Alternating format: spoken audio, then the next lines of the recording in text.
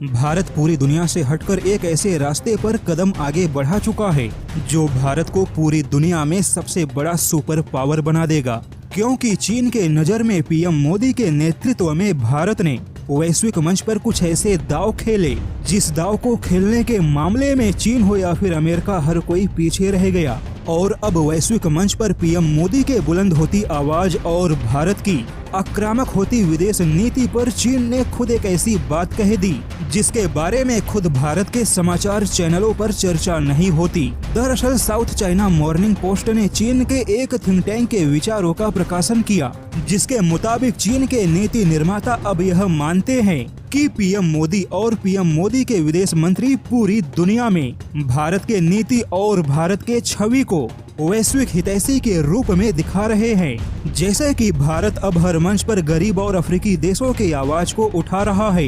PM Modi और विदेश मंत्री एस जयशंकर दोनों ही यूनाइटेड नेशन के मंच पर बहुत ही ताकत के साथ बदलाव के समर्थन में दुनिया में आवाज बुलंद बना रहे हैं। यानी कि भारत ने यूनाइटेड नेशन के इतिहास में सबसे बड़े बदलाव को हवा दे दी।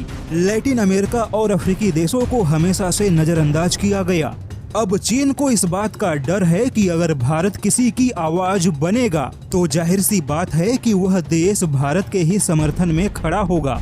और भारत की यही कोशिश भारत को आने वाले दिनों में अमेरिका से भी ज्यादा प्रभावशाली बना सकता है। जिन अफ्रीकी देशों का चीन ने केवल दोहन किया और अमेरिका ने कभी महत्व नहीं दिया, अब उन्हीं अफ्रीकी देशों को भारत न केवल उनका महत्व समझा रहा है बल्कि उनके हक में यूनाइटेड नेशन में आवाज उठा रहा है।